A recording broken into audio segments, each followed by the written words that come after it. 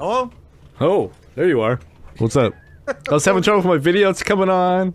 It said you're waiting for me. I tried to join, but it wouldn't let me join, so I went out. I came back in. Then my video wouldn't come on. Now it's fine. I'm popping. Do you have the sound of those snapping that you could?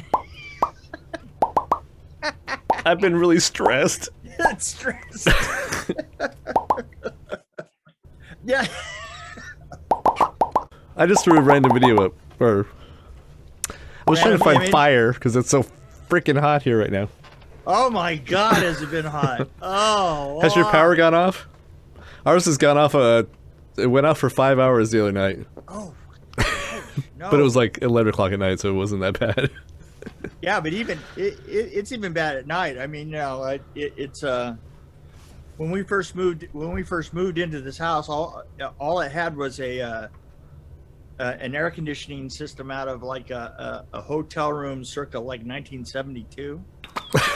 And the thing is yeah. the cooler it was, the cooler you wanted it, the louder that you had to deal with it. Make a rattling noise? No, I was closer to a tractor. It literally was like a tractor was driving through the living room.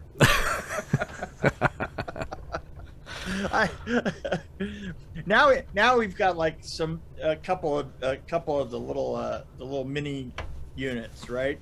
Yeah.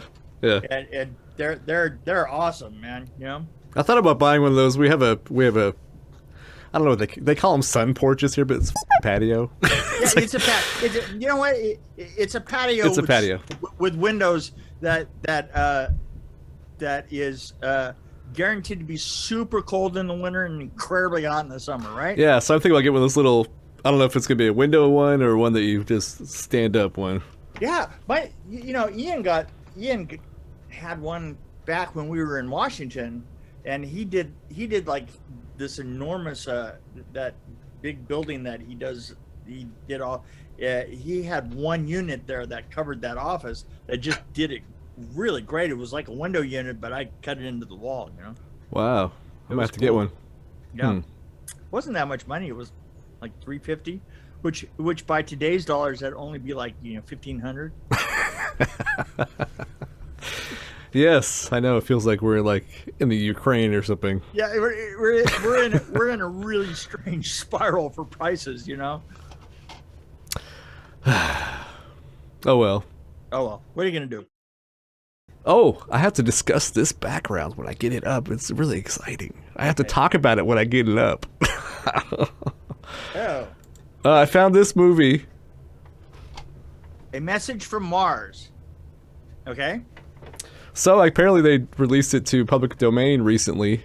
Right. The British Film Institute, the BFI, released it, and it's like almost 100 years. Well, it's more than 100. How old is it? Yeah, it's 100 years old. But it's I've never heard of it or seen it, so I thought it would be a good background. Oh, there you go. But I'm gonna watch it later. Yeah.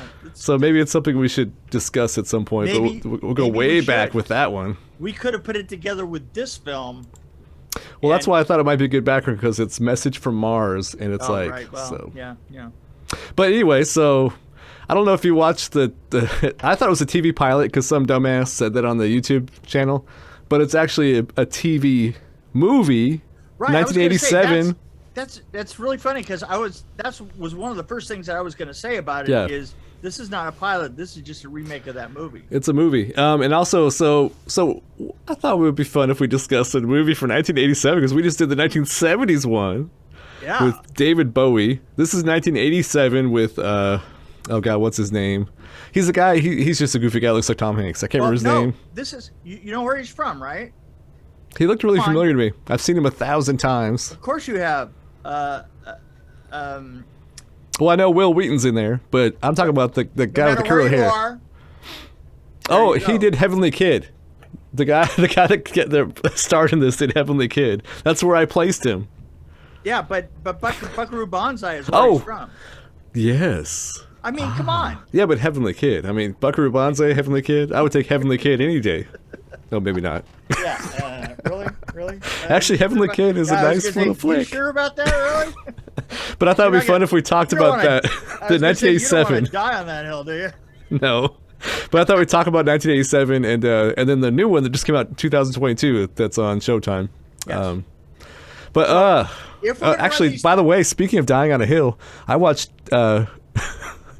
Teen Wolf again recently, and I was in the right frame of mind. I thought it was amazing. Anyway, the original one still. Oh, look, that's such a nice outfit there. You know. those are I bet you they won an award for that. Woohoo!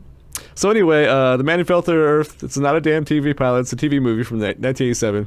Right. It's on YouTube, go find it. Right. Or I might post it on our channel, I don't know, whatever. There Nobody is- looks at our channel anyway. But alien lands to Earth and decides he needs to take a job in order to raise money and build a spaceship. Does that sound familiar? Yes, it does. Because he wants to get back to his planet. And then 2022, an alien arrives from Earth on a mission to become human and find another woman who can help him save his species. Together to discover blah, blah, blah, blah, blah. But anyway, it's the same kind of thing. Okay. But they're not the same plot. No, they're Here's not. the thing. Here's what you've got. You've fingers got green. 100% of the yin and the yang of movie making, right? Oh, that yes. thing from 1987. Typical 80s TV movie. It was. It was. There was. There was no. How can you put this? There was. No No substance. effort was spared to. No No gravitas. effort was spared to spare all effort to do this right. This was like somebody watched, or somebody was a fan of Greatest American Hero. They liked Tom Hanks, and they couldn't get Tom Hanks, so they got this guy. And they said, oh, we like Greatest American Hero and Superman. Let's try to kind of do a hybrid thing, and then forget the David Bowie character. We're going to make this guy likable and almost good looking. I'm just saying. But I think they ruined it because he was a little too normal.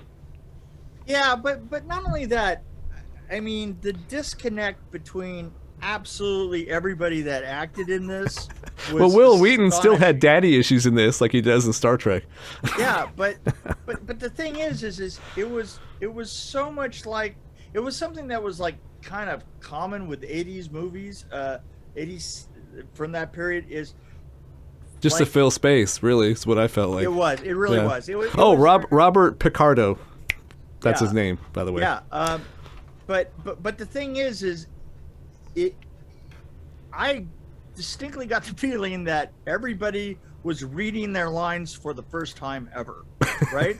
as far as acting goes, it was like we're all hearing it. For the first time. Well, no, Because- Robert Picardo, who I mentioned, Will Wheaton's in this. It just popped into my head. Robert Picardo was on Star Trek. Which one? Voyager, right? Yeah, right. He was Yeah. He was, And Lewis Smith is a Tom Hanks looking guy that I was trying to think of, right, who was he in the Heavenly doc- Kid. You're not thinking of Tom Hanks. You're thinking of the other Hanks. No. Yeah. That, it's. Oh my God. It was so But bad. anyway. It was so bad.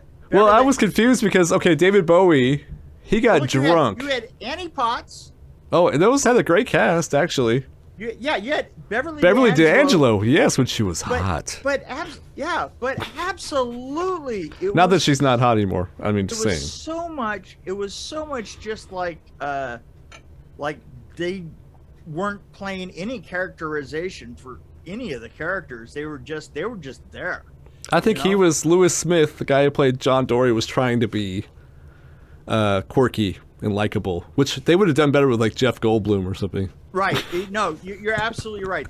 And the weird thing is I think that they almost universally took his character from Buckaroo Banzai and wanted him to do that character, but they just didn't let him have a script until the night of, because it was like it was almost like you see them acting here and 100% sure that somebody was holding cue cards up or something, because it was just and there was no expression involved in anything.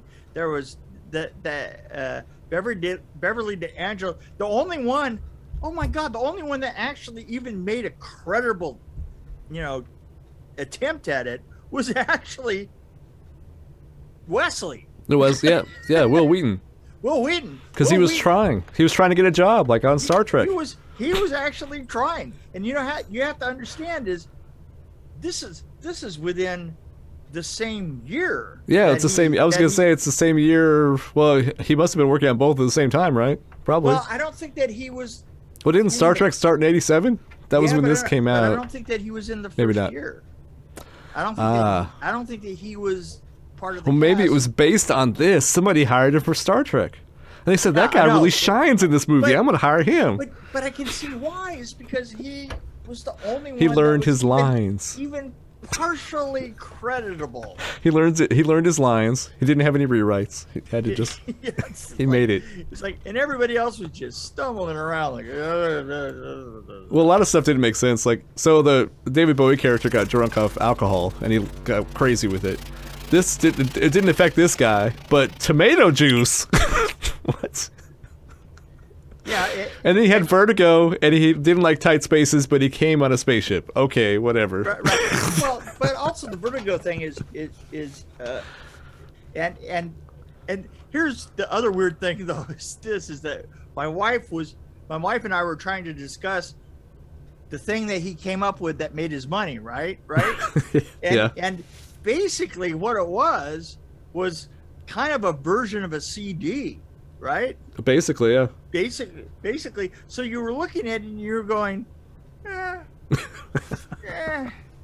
and they're making it as a changed marvel. the It's like, world. all we have to do is we have this little clear thing and we put it down and it reads it and it's like, oh, It's and we're amazing. and we're like, yeah, And you can store stuff on it. and you can store things on it. And I was like, yeah, and Well, the thing that I liked one thing I liked about this that was different than the Bowie character is actually he was actually trying to help planet Earth and also trying to get back to his planet. right. But he didn't have Right. a wife. He only had a son, which okay, whatever. Yeah, but I swear, you didn't believe anything all the way through. You didn't believe that anybody was in any sort of. Were you was- confused by the hologram? I was totally lost. I was like, is he no, talking there to somebody? And he's like, oh, too bad you can't hear me. And he's staring Well, at one this thing I do have hologram. to say, one thing that has been absolute, and you talk about like something that carries through all three movies, right? What was it that carried through all three movies that was exactly the same? Think about it for a sec. That he left his family on Earth, or on his planet. It's the eyes. Oh, the eyes. Yes, the eyes were definitely the same. Exactly the same. All of them actually went with the same exact eyes all the way through, and I was like, well, that's a strange thing. That's strange that's the only consistent factor. Well, there were was one other thing that was kind of consistent, which didn't make any sense. The crazy lights, like the lasers or whatever, in the 1980s version were hurting his eyes, but he just was keeping his eyes open. I'm like, well, just close your eyes or cover them. But I did relate to one scene. There was one scene that I related to, the sex scene, because that was exactly how my first time was, and it didn't really get any better until my hands started glowing. It was, I remember that. They were like, ooh. Anyway. Well, exactly. I mean, that's how exactly. It was almost like they were there. Anyway, so I'm done with the 1980s one. If you have anything else to say about it, I was going to talk more about the 2022 one. Well, now the 2022 one, I've only seen the one episode. Oh man! But I have to tell you, I am completely 1,000,000% hooked. I mean, absolutely hook and line. I was hooked as soon as I saw Naomi Harris. I'm telling you, right from Serenity. Oh, sorry. Okay. What are you doing? Oh, I was thinking about Naomi Harris. Sorry. Well, I'm back. You okay there? You okay? Yeah, I'm fine. It's getting a little hot in here. Woo. Anyway. No, I could watch the first 3 episodes because that's all I could watch on Prime or wherever I was watching this because I don't have Showtime.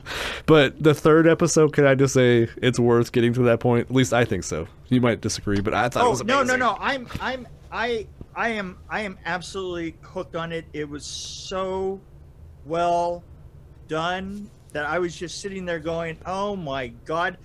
You know, the fact that they actually decided to do it right. Yeah. Well, this is just amazed me. It's even more contemporary than the David Bowie one because it has aspects of like black man dealing with police. You have like somebody who can't afford medication. They're buying pills for their dad illegally. It's like they just got right down into the grit of what of the American experience. He was acting a little too goofy for me though. Like that's what the only problem I had was he was so bad at like trying to be human. He was like, he kind of reminded me of Starman, Jeff Bridges, kind of where he was so bad that it was kind of distracting to me. I don't know. I don't know that it was distracting for me because I think that the original David Bowie version was too far the other way.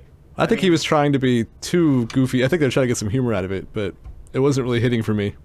I don't know. For Bowie's version or no, from this one, like the 2022 one. I liked it because you know what it did to me? It set me in that position. I said, well, what if you're an alien? What if you are completely alien? I mean, well, yeah, it takes you a while to kind of adjust. Yeah. I think, yeah, but I mean, you know, especially the societal, the weird societal version of, because you know what he does have down is he's got the science, right? Yeah. And the science is absolute, and he speaks that language, and that's where they're connecting. Right? That's the language of love with Justin. Hey, I got some base 60, and she's like, "Oh, base 60."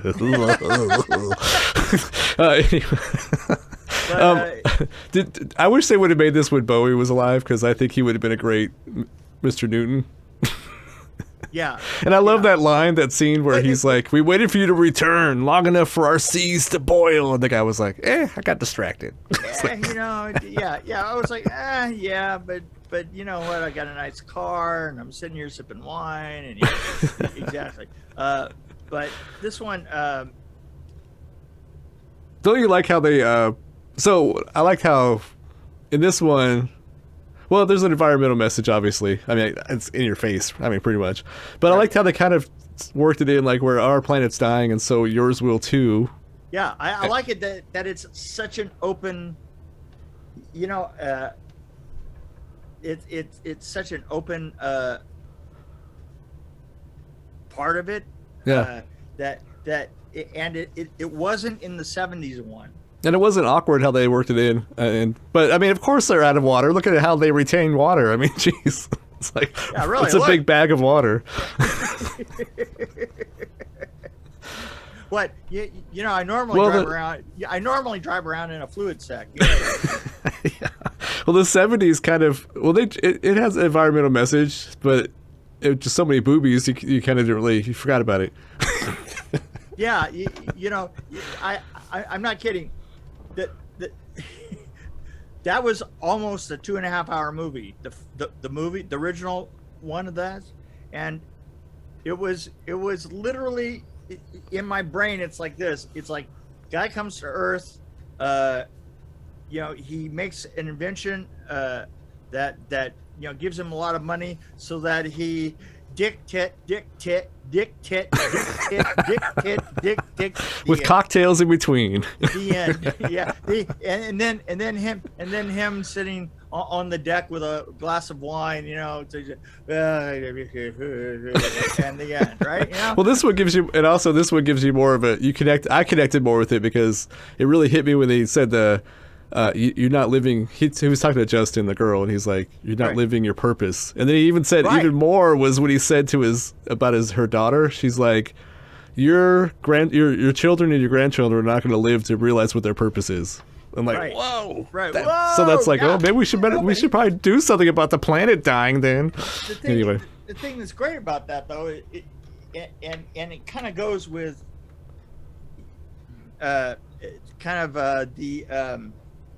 why can't I think of the name of it? The autistic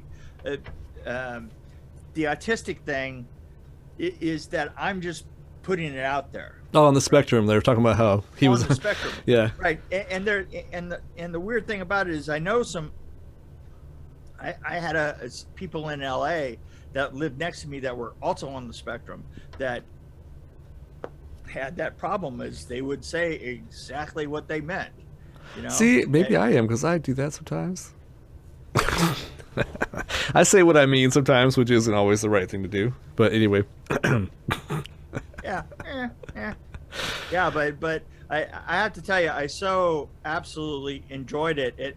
And I was honestly, I was thinking to myself, oh man, this better be good considering all the crap that I have committed to this particular name. I know, yeah. Name of this movie, right? I was gonna be mad. I was the same way. I was like, I'm gonna be angry if this is horrible. But That's right. That's right. I'm gonna be pissed because I put a lot of hours into this thing. There is some ageism though in this one. It's like, you know, he talked to the old man. Why don't you just die and stop using resources like you should? It's like, wow.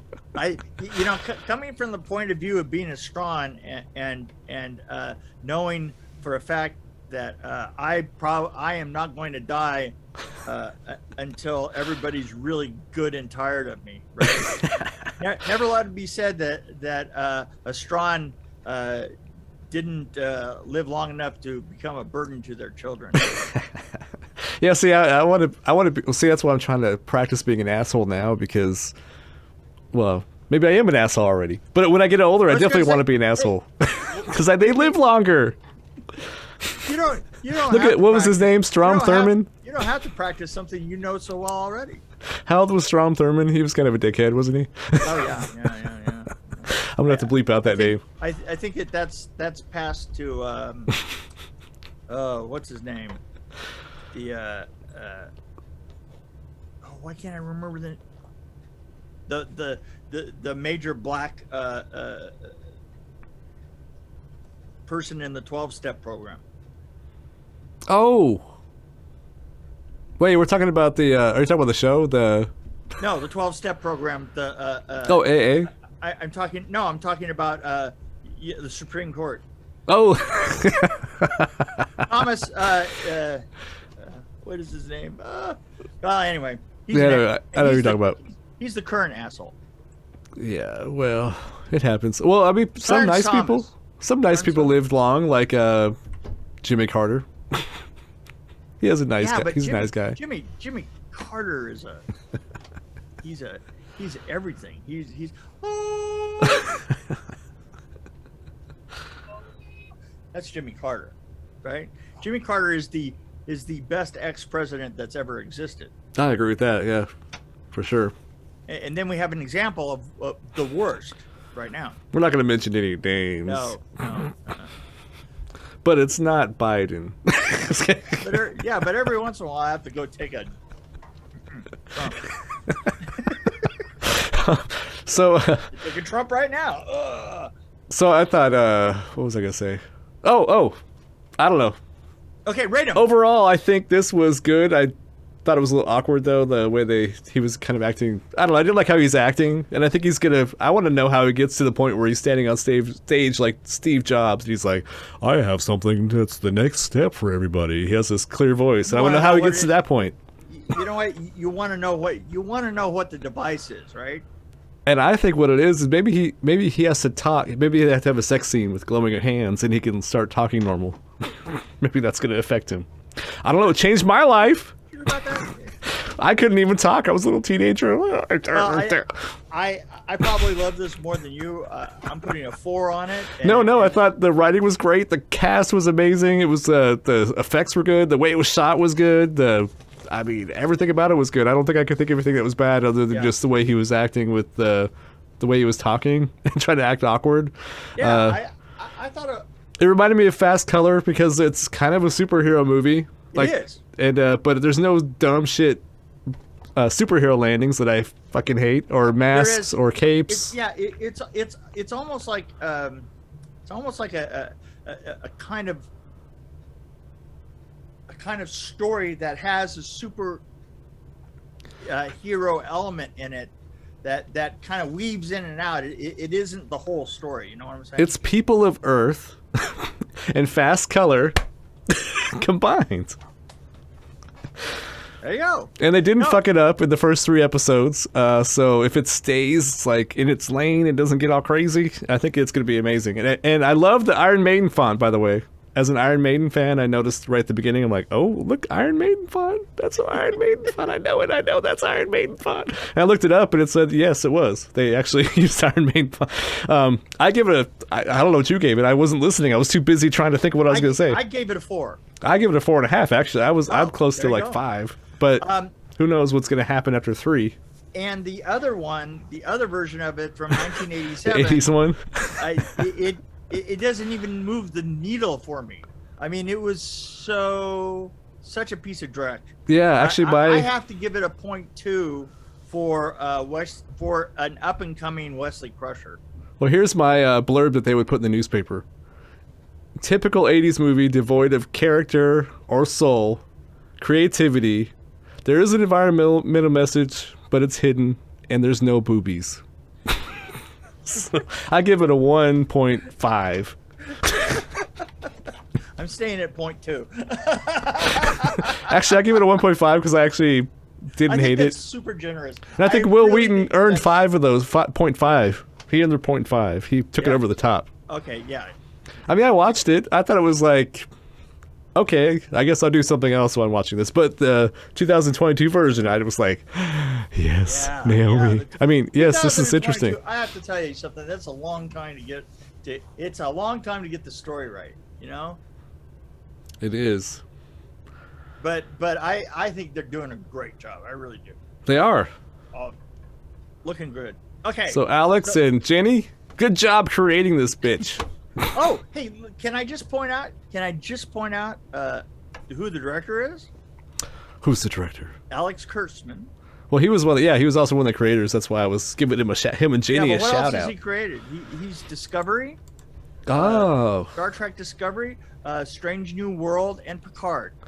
He's executive producer on all 3 of those. He is. He was also Prodigy, Star Trek Prodigy, Lower Decks, Clarice. Worked on that too. Yeah, he did Lower Decks, all the. Fringe. If you want to go back, Fringe. No, Fringe. Now my wife really enjoyed Fringe. I liked it for the first 3 seasons, and then it just kind of went off the rails. I liked it all right for the first season, but I rarely even give a series a second season. Is that the one that was Save a Cheerleader, Save the World, or was that a different one? No, that was Heroes. That was Heroes. So Heroes was kind of the same. I liked the first two seasons, and then I hated it after that. And then Fringe was like the first 3. I kind of hung in there, then I bailed. Yeah.